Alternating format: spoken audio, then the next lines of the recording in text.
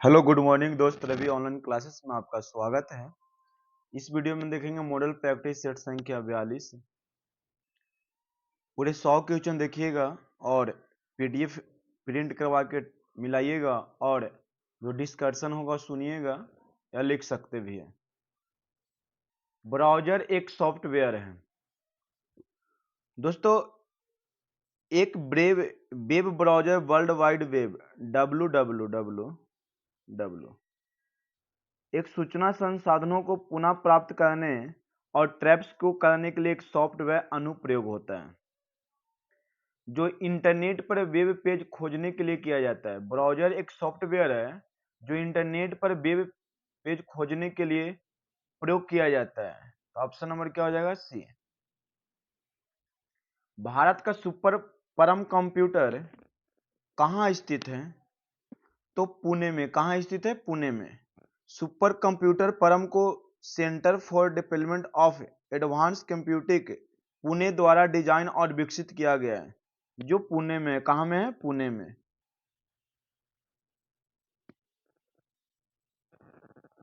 निम्न में से कौन कंप्यूटर को टेलीफोन लाइन का उपयोग करके डेटा स्थानांतरित करने की अनुमति देता है? मोडेम एक उपकरण है जो कंप्यूटर को टेलीफोन लाइन या केबल लाइन पर डेटा संचारित करने में सक्षम बनाता है। तो कंप्यूटर को टेलीफोन लाइन का उपयोग करके डेटा स्थानांतरित करने में अनुमति मोडेम देता है। कौन देता है? मोडेम। क्वेश्चन नंबर 4 देखिए, निम्नलिखित में से कौन सी एक ऑप्टिकल डिस्क है? तो बर्म डिस्क एक ऑप्टिकल डिस्क है दोस्तों। बर्म डिस्क एक ऑप्टिकल डिस्क है। निम्नलिखित में से कौन सा एक सिस्टम सॉफ्टवेयर है? तो संकलनकर्ता। पीडीए का अर्थ क्या होता है? तो व्यक्तिगत अंकीय सहायक। पीडीए का अर्थ क्या होता है? व्यक्तिगत अंकीय सहायक। पीसी शब्द का अर्थ क्या होता है दोस्तों? तो निजी कंप्यूटर।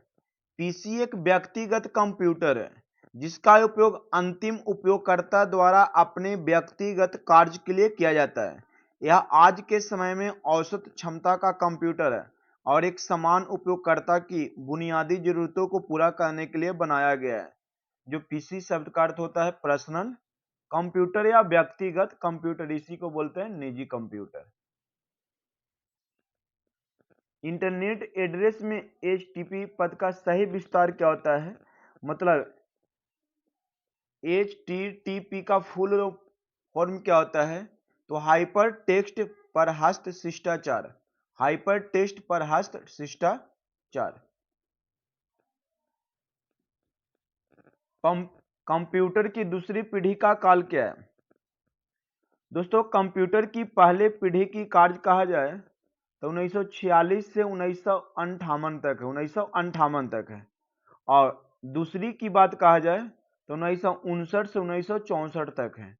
दूसरी की बात कहा जाए तो 1959 से 1964 है। और ये क्या है? प्रथम कंप्यूटर। निम्नलिखित में से कौन सी कंप्यूटर मेमोरी नॉन वोलेटाइल है? तो रोम कंप्यूटर। कौन सा है? रोम। निम्नलिखित में से कौन सा ऑपरेटिंग सिस्टम नहीं है? तो Microsoft office. Microsoft operating system नहीं है।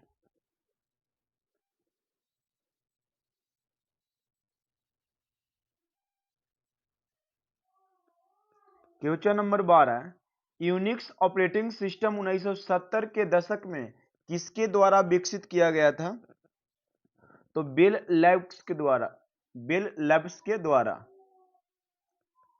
कंप्यूटर के कार्यों को नियंत्रित करने के लिए उपयोग किए जाने वाली भाषा जैसे कि अन्य प्रोग्राम शुरू करना क्या कहलाता है या कौन सी भाषा होता है? तो उसे कमांड भाषा कहा जाता है। कमांड लैंग्वेज का प्रयोग कंप्यूटर के कार्यों को नियंत्रित करने के लिए किया जाता है। यह एक डोमेन विशिष्ट और व्याख्या की गई भाषा है।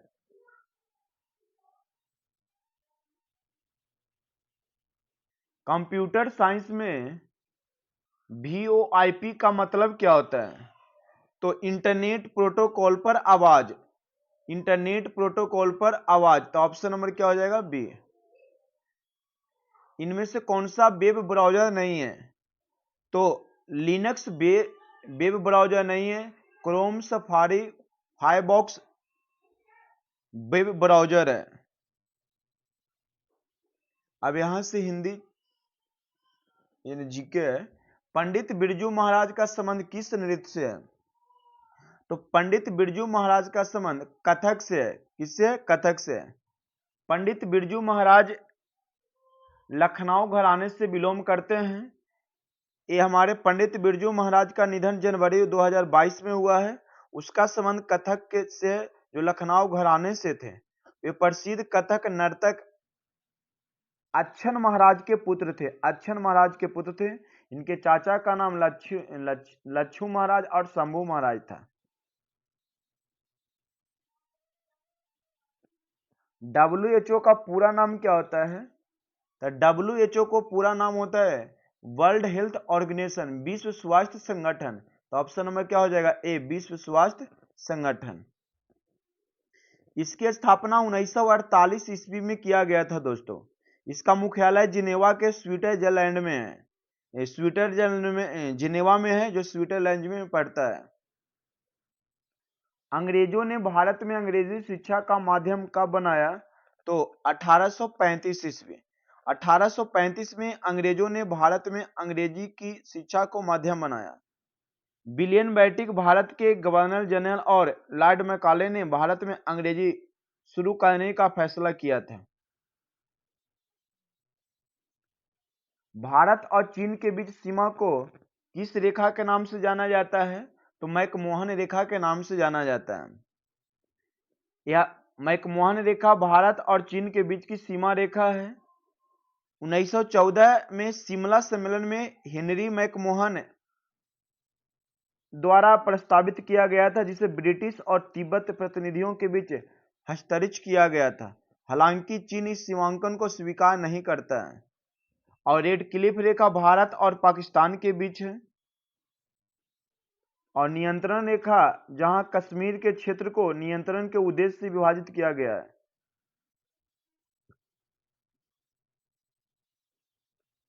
निम्नलिखित में किसे द मोजार्ट ऑफ मद्रास के नाम से जाना जाता है?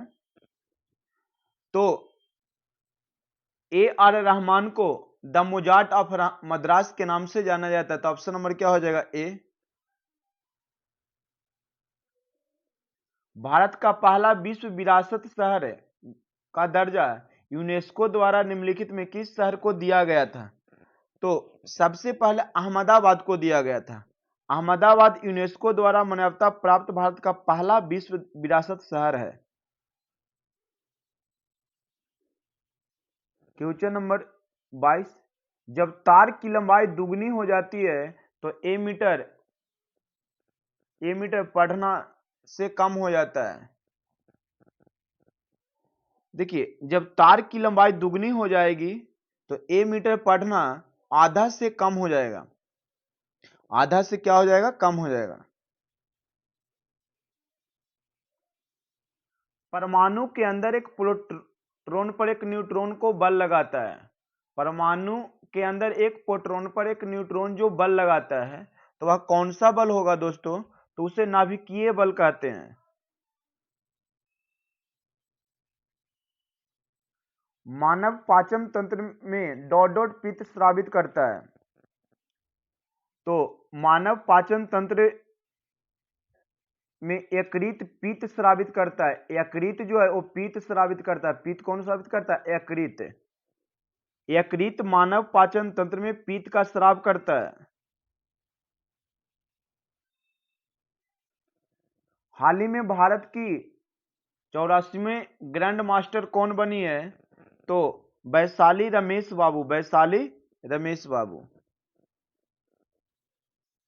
ये रीजनिंग है दोस्तों, देखिएगा। निम्नलिखित प्रश्न का अध्ययन करें और निर्णय ले कि प्रश्न का उत्तर देने के लिए कौन से कथन पर्याप्त है। नकुल और द्विज की कुल आयु क्या है? नकुल आज 12 वर्ष का हो गया है। द्विज नकुल से 3 वर्ष छोटा है।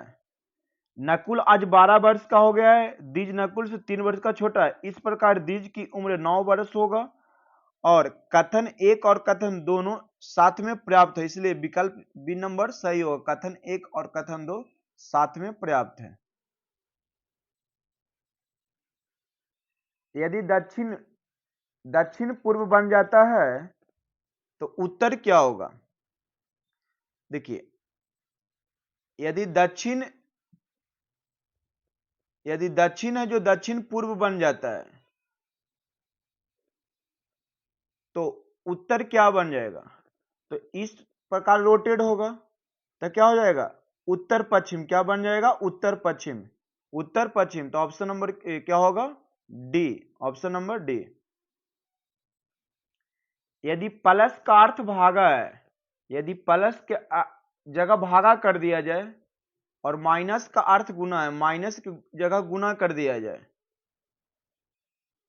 और भागा का अर्थ क्या है? माइनस, और गुना का अर्थ प्लस है, गुना का अर्थ प्लस। तो निम्नलिखित समीकरण का हल कीजिएगा तो राइट आंसर क्या आएगा? तो राइट आंसर यहां आएगा 36। कितना आएगा? 36। निम्नलिखित श्रृंखला में अगला पद ज्ञात कीजिए। इस श्रृंखला का अगला पद क्या होगा दोस्तों? 33, 38, 48, 53। देखिए, पहले 5 बढ़ा, फिर 10 बढ़ा और फिर 5 बढ़ा, तो फिर कितना बढ़ेगा? 10। तो 10 53 में 10 जोड़िए कितना होगा दोस्तों? तो 53। क्या होगा? 53।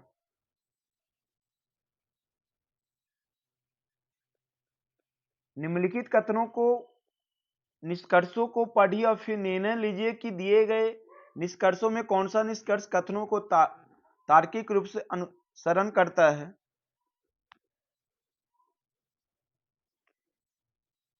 सभी चट्टानें खनिज है, सभी रॉक्स है जो मिनरल्स है। क्या है? मिनरल्स है।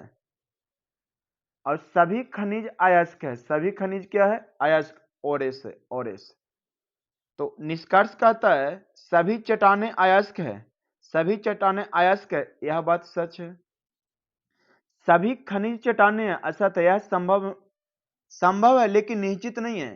सभी खनिज सभी खनिज चट्टान है, संभव है दोस्तों लेकिन निश्चित नहीं कह सकते हैं, इसलिए केवल निष्कर्ष इसका एक अनुसरण करेगा।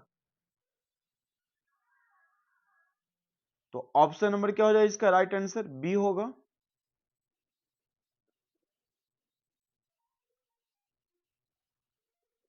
निम्नलिखित श्रृंखला में अगला पद ज्ञात कीजिए। 3b9f 27j। देखिए, यहां पे 3 के गुना हुआ, फिर 9 तिया 27, 27 तिया 81, तो 81 इसमें भी है, 81 इसमें भी है। उसके बाद बी में 4 जोड़ा गया तो एफ आया, एफ आया। फिर 4 में एफ जोड़ा गया तो जे आया। फिर 4 जोड़िएगा तो क्या आएगा? एन। क्या आएगा? एन। कहती ए जे 12 नंबर पे आता है तो एन, सॉरी यार, सॉरी सॉरी, एन आएगा। क्या आएगा? एन। एफ 6 नंबर पे तो 10 10 और 14, 14 नंबर पे एन आएगा, तो इसका राइट आंसर क्या होगा? 81 एन। दी गई श्रृंखला में अगला पद ज्ञात कीजिए। B F I M P T का अगला पद क्या होगा? इस पटाधन में बी के बाद एफ लिखा तो +4 बढ़ाया, फिर एफ के बाद 9 लिखा तो कितना नंबर पे है? 9। तो 9 नंबर पे 9 होता है तो 6 में 3 जोड़ा, फिर 9 से एम बनाया तो 13 नंबर पे मिडिल, मतलब एम 13 नंबर पे 4 बढ़ाया, 9 से 4। फिर आपको एम में 3 जोड़ा था पी, तो इसी प्रकार +3 +3 +4 +3 +4 +3 +3 +3, तो टी में 3 जोड़ेगा तो क्या बन जाएगा? डब्लू। तो इसका राइट आंसर क्या होगा? डब्लू। देखिए, फिर कथन निष्कर्ष का क्वेश्चन है। वह स्वास्थ्य के प्रति जागरूक है। वह हर दिन 4 किलोमीटर पैदल चलता है और केवल स्वस्थ भोजन खाता है। वह जंक फूड नहीं खाता है। देखिए, वह जंक फूड नहीं खाता है, तो स्वास्थ्य के प्रति ध्यान दे रहा है, तो वह जंक फूड नहीं खाता है। सप्ताह के अंत में वह 4 किलोमीटर से अधिक लगाता है, ऐसी कोई बात नहीं था। केवल धारणा एक निहित है, केवल धारणा एक निहित है। धातु, प्लैटिनम और ऑक्सीजन। धातु, प्लैटिनम और ऑक्सीजन। प्लैटिनम एक धातु है और ऑक्सीजन रंगहीन गंधहीन गैस है। तो सभी की अगर बात कहा जाए तो एक के अंदर जब आएगा तो धातु, प्लैटिनम और मेटल, एक के अंदर धातु आएगा जो प्लैटिनम के अंदर आएगा, लेकिन ऑक्सीजन क्या हो जाएगा, बाहर आएगा, क्योंकि ऑक्सीजन अधातु भी है और एक रंगहीन गंधहीन गैस है। तो इसलिए ऑप्शन नंबर क्या होगा, डी।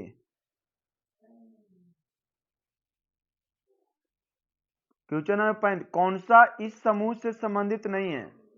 रैक, खिड़की, दरवाजा, शटर। तो राइट आंसर होगा rack, option number B. Option number B, rack को छोड़कर सभी विकल्प ऐसी वस्तुएं हैं जिन्हें खोला और बंद किया जा सकता है। हिंदी यहां से है, जिस हाडी में खाना उसी में छेद करना कि मुहावरा या कहावत का अर्थ क्या होगा? तो विश्वाघात करना, विश्वघात करना। कबीरदास के पदों का संग्रह किसमें किया गया है? तो बीजक में। कबीरदास के पदों का संग्रह बीजक में किया गया। किसमें किया गया है? तो बीजक में किया गया।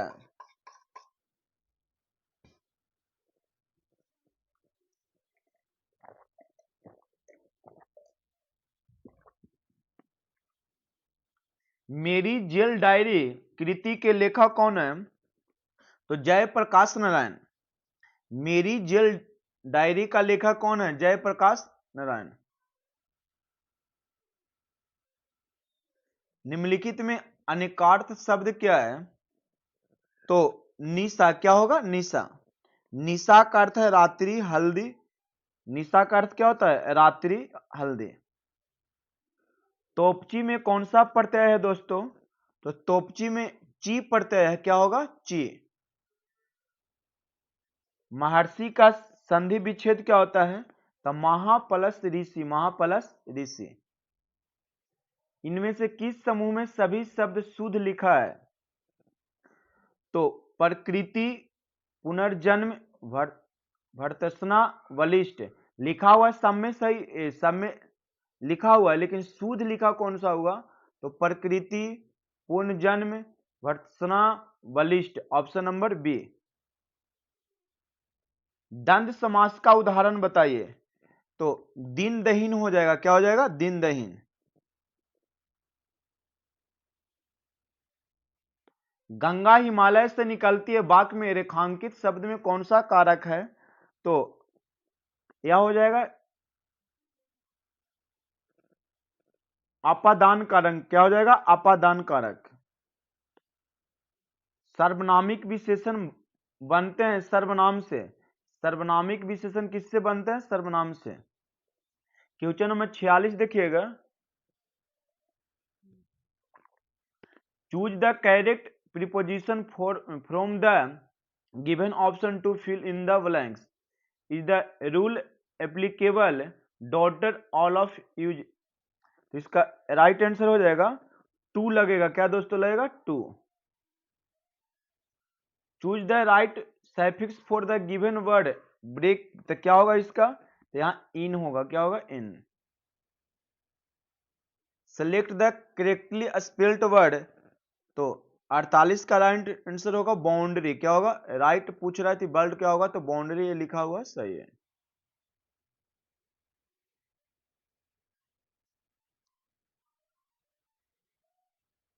Question number 49। Select the most appropriate antonym of the given word. तो हस्टी जो लिखा हुआ इसका एंटोनिम क्या होता है दोस्तों? तो इसका ऑप्शन नंबर हो जाएगा डी। 50 के select the most appropriate synonym of पूछ रहा है, कॉर्डियल का साइनोनिम बताइएगा। तो ऑप्शन नंबर क्या हो जाएगा? सी। अब देखिए होता है क्या होता है? Extend, option number D. वह डीसी मोटर कौन सी है जिसकी गति आर्मेचर धारा से स्वतंत्र होती है? तो शंट मोटर क्या होगा? Shunt motor. वह डीसी मोटर कौन सी है जिसकी गति आर्मेचर धारा से स्वतंत्र होती है? तो शंट मोटर। शंट मोटर की गति आर्मेचर धारा पर निर्भर नहीं करती है। Question number 52। डॉट डॉट अधिकतम मांग एवं संयोजित संपूर्ण भार का अनुपात होता है। तो मांग गुणांक अधिकतम मांग एवं संयोजित संपूर्ण भार का अनुपात होता है। तो ऑप्शन नंबर क्या हो जाएगा? ए। नीचे दिखाया गया संकेत किसको दर्शाता है? तो हीटर का। देखिए वास्तव में प्रतिरोध का संकेत है, तो प्रतिरोध जैसे कुंडली हीटर में प्रयोग किया जाता है, इसलिए हीटर हो गए। डी और डोल स्टार्टर का उपयोग उन मोटरों के लिए किया जाता है जिनकी क्षमता 5 HP से कम होता है। डोल स्टार्टर उपयोग उन मोटरों के लिए प्रयोग किया जाता है जिनकी क्षमता 5 HP से कम होता है।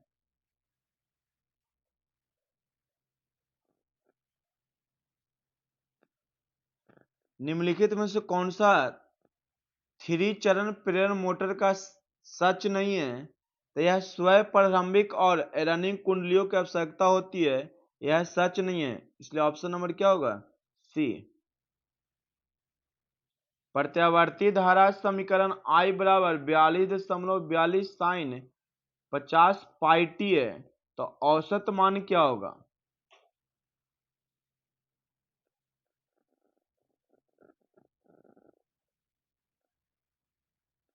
देखिए एक सूत्र होता है I बराबर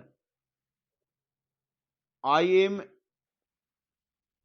साइन ओमेगा टी, इससे तुलना कीजिएगा तो IM बराबर तो हो जाएगा आपको 42.42 आई एवरेज की तुलना कीजिएगा तो आई एवरेज बराबर होता है 0.637 गुने आई मैक्सिमम।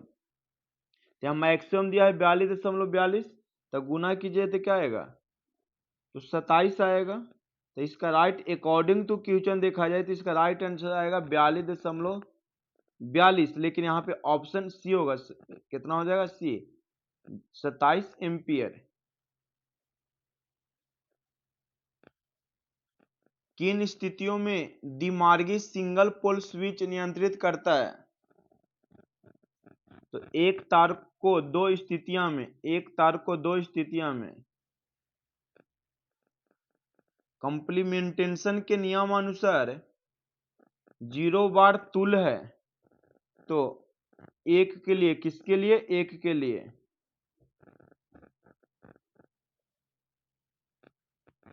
आर्मेचर तथा फील्ड वाइंडिंग्स के प्रतिरोध में कौन सी क्षति होती है? तो ताम्र क्षति। आर्मेचर तथा फील्ड प्रतिरोध के क्षति में ताम्र क्षति होती है। यह क्षति आर्मेचर बाइंडिंग, फील्ड बाइंडिंग का प्रतिरोध एवं ब्रशेज का संपर्क प्रतिरोध के कारण उत्पन्न होती है।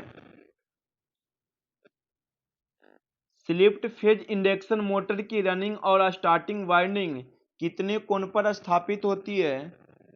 तो 90 डिग्री पे। स्लिप्ड फेज इंडक्शन मोटर की रनिंग और स्टार्टिंग वाइंडिंग कितने कोण पर स्थापित होती है दोस्तों? तो 90 डिग्री पे, याद रखिएगा 90 डिग्री पे। 3 बिंदु स्टार्टर का प्रयोग किसके लिए किया जाता है? तो शंट और यौगिक मोटर दोनों के लिए प्रयोग किया जाता है। 3 बिंदु स्टार्टर का प्रयोग शंट और यौगिक दोनों प्रकार की मोटरों के लिए किया जाता है। वोल्ट मीटर किसके लिए पथ प्रदान करता है? तो न्यूनतम धारा के लिए। वोल्ट मीटर न्यूनतम धारा हेतु मार्ग बनाता है क्योंकि इसका आंतरिक प्रतिरोध काफी ज्यादा होता है। यह वोल्टेज के मान को परिपथ में मापता है। यह सदैव परिपथ के साथ समांतर क्रम में जोड़ा जाता है। यह हमेशा समांतर क्रम में जोड़ा जाता है।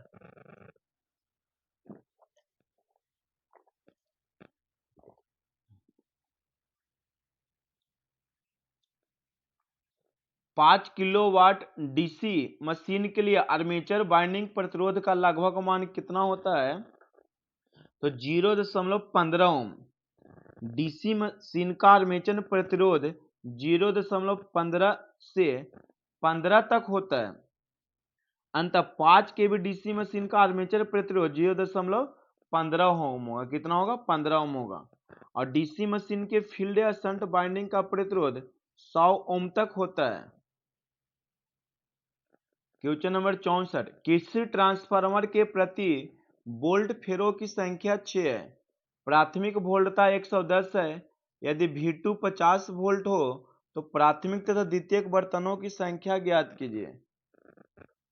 तो 660 और 150 होगा। 650 और 150 होगा। किस प्रकार का युग्मन एक ट्रांसफार्मर के प्राथमिक एवं द्वितीयक कुंडलियों के मध्य होता है? तो चुंबकीय। क्या होगा? चुंबकीय। किस प्रकार का युग्मन एक ट्रांसफार्मर के प्राथमिक एवं द्वितीयक कुंडलियों के मध्य होता है? तो चुंबकीय। रेडिक्स 2 का उपयोग डॉट डॉट को अभिव्यक्त करने के लिए किया जाता है। तो बाइनरी संख्या को अभिव्यक्त करने के लिए रेडिक्स 2 का उपयोग किया जाता है।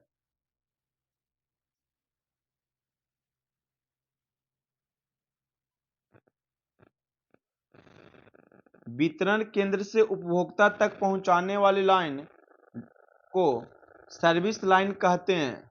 वितरण केंद्र से उपभोक्ता तक पहुंचाने वाली लाइन को सर्विस लाइन कहते हैं। एंड और इन नोट आदि डिजिटल ऑपरेशन में प्रयुक्त किए जाते हैं।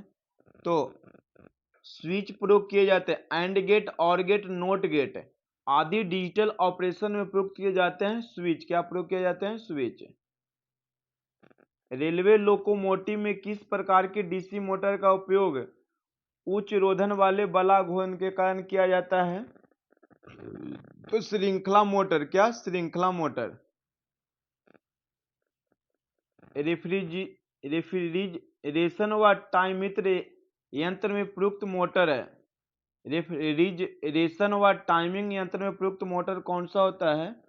तो हिस्टैरिस मोटर होता है। क्या होता है? हिस्टैरिस मोटर। दशमलव संख्या 5 का द्विआधारी समकक्ष क्या होगा? तो 102 होगा। क्या होगा? 102। 2 से लगाइएगा, 2 बार में 1 शेष बचा, 2 से लगाइएगा 0 1, तो कितना होगा? 101। राइट आंसर क्या होगा? 101। निम्न में से निम्न प्रतिरोधों को मापने के लिए कौन सी विधि पसंद नहीं की जाती है? तो प्रतिरोधों को मापने के लिए मेगा ओम को पसंद नहीं किया जाता है, बल्कि विभवमापी, ammeter, voltmeter, Kelvin bridge, ये सब का प्रयोग किया जाता है। जिस ढालू सुरंग के द्वारा जल टरबाइन तक पहुंचता है, लिखा हुआ है जिस ढालू सुरंग के द्वारा जल टरबाइन तक पहुंचता है उसे पेन स्टॉक कहते हैं। क्या कहा जाता है? पेन स्टॉक कहा जाता है। जिस ढालू सुरंग के द्वारा जल टरबाइन तक पहुंचता है उसे पेन स्टॉक कहते हैं। निम्न में से किस पर तुल्यकालिक मोटर का विरोधी विद्युत वाहक बल निर्भर करता है? देखिए, तुल्यकालिक मोटर का विरोधी विद्युत वाहक बल उत्तेजन पे निर्भर करता है।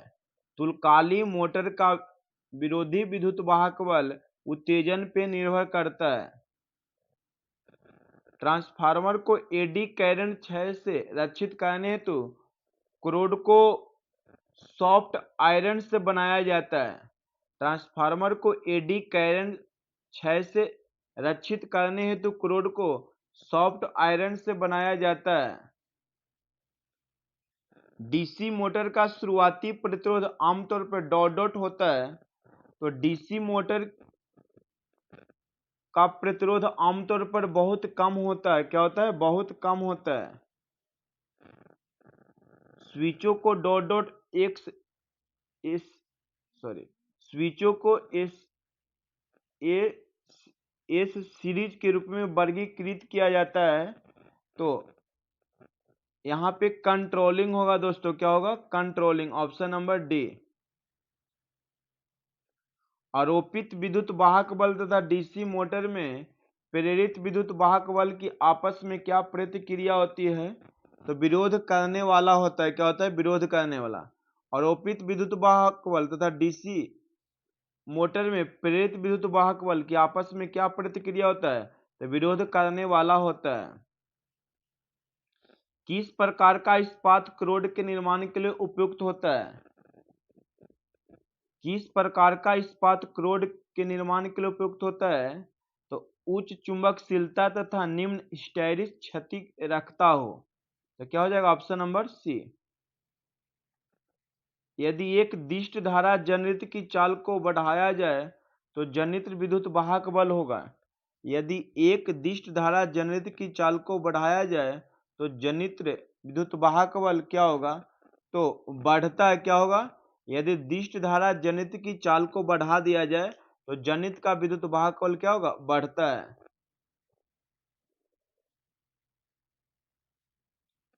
डीसी जनरेटर की रेटिंग किसमें मापी जाती है? तो किलोवाट में। डीसी जनरेटर की रेटिंग जो मापा जाता है किलोवाट में मापा जाता है। पानी के पंप में प्रयुक्त मोटर कौन सी होती है? तो इंडक्शन मोटर होता है। पानी के पंप में प्रयुक्त मोटर कौन सी होता है? तो प्रेरण मोटर या इंडक्शन मोटर होती है। किस लिए भूमिगत प्रकार के केबल में जालीदार कवच लगाया जाता है? तो यांत्रिक आघात से सुरक्षा हेतु। किस लिए भूमिगत प्रकार के केबल में जालीदार कवच लगाया जाता है? तो यांत्रिक आघात से सुरक्षा हेतु। अंतर ध्रुव बाइंडिंग नीचे दिए विकल्पों में से किसके साथ श्रृंखला में जुड़ा होता है? तो आर्मेचर बाइंडिंग में। निम्नलिखित में से कौन सा टेप मोटर कनेक्शन के लिए सबसे उपयुक्त होता है? तो वार्निश्ड कैम्ब्रिक।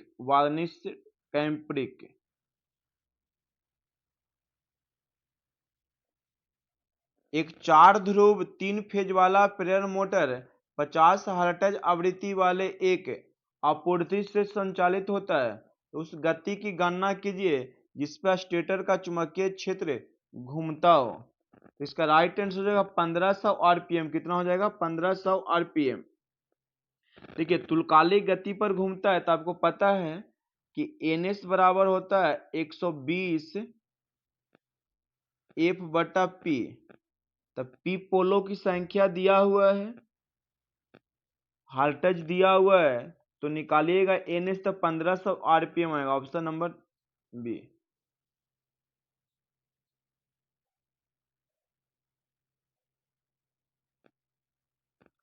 दो किलोवाट के 200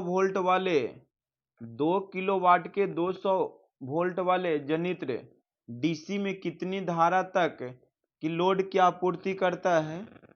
तो यहाँ पे आपको पावर दिया हुआ है P बराबर 2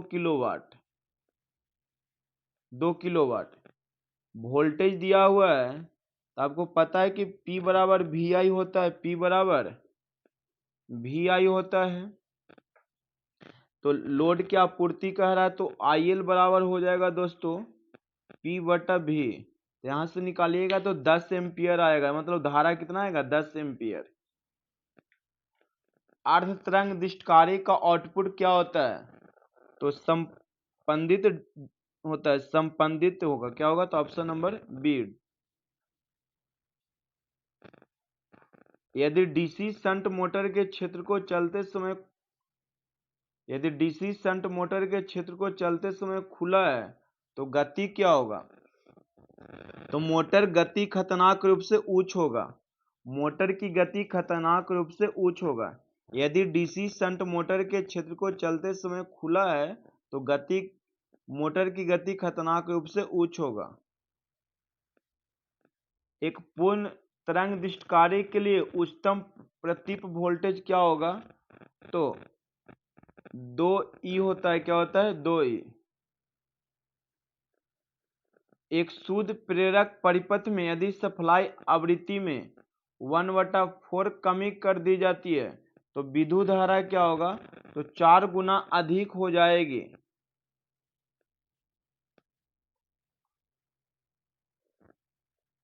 ELCV कम से कम कितनी लीकेज धारा को समझ सकता है? तो 100 मिली एम्पियर धारा को, 100 मिली एम्पियर धारा को। यदि एक डीसी मोटर के आर्मेचर में 12 चालक प्रति स्लॉट के साथ 39 स्लॉट है तो चालकों की कुल संख्या कितनी होगी? चालकों की कुल संख्या यहाँ पे होता है स्पॉट की कुल संख्या गुने चालक प्रति स्लॉट। तो क्या हो जाएगा? 39 गुनी 12 गुना कीजिएगा तो आएगा 468। 468 ऑप्शन नंबर बी। किस शर्त पर मोटर की दक्षता अधिकतम होती है? तो ताम्र क्षति बराबर स्थिरांक क्षति होता है। Option number B. वह बल आघूर्ण जो कार्य करने के लिए उपलब्ध रहता है उसे क्या कहते हैं? तो उसे सॉफ्ट बल आघूर्ण कहते हैं। उसे सॉफ्ट बल आघूर्ण कहते हैं। Option number C. संख्या इतना इतना एक द्विआधारी संख्या है कि दशमलव संख्या कि अष्टाधारी संख्या या पोडस आधारी संख्या है? तो ये द्विआधारी संख्या है। क्या है दोस्तों? द्विआधारी संख्या है। जिसमें 0 और 1 का प्रयोग किया जाता है वो द्विआधारी संख्या कहलाता है। 97 डॉट डॉट में वृद्धि के साथ एक प्रेरण मोटर की गति घट जाती है।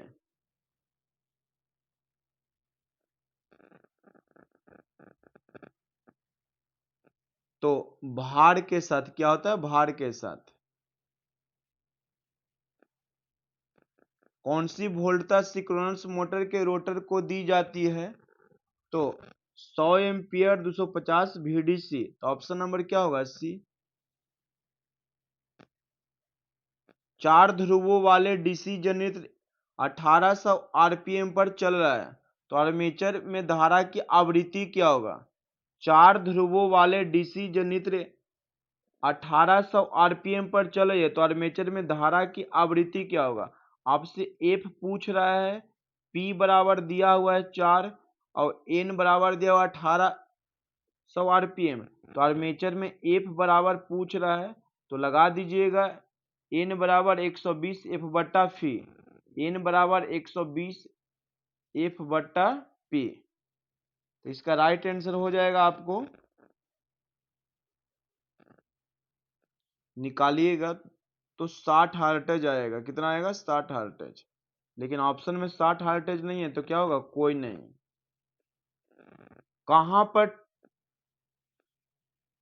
कहां पर टीपीआईसी स्विच का प्रयोग होता है? तो 3 फेज सप्लाई में टीआईपी स्विच का प्रयोग किया जाता है। Triple pole iron clad switch कहा जाता है। Triple pole iron clad switch कहा जाता है। तो क्या हो जाएगा? 3 फेज सप्लाई में। तो ऑप्शन नंबर बी होगा।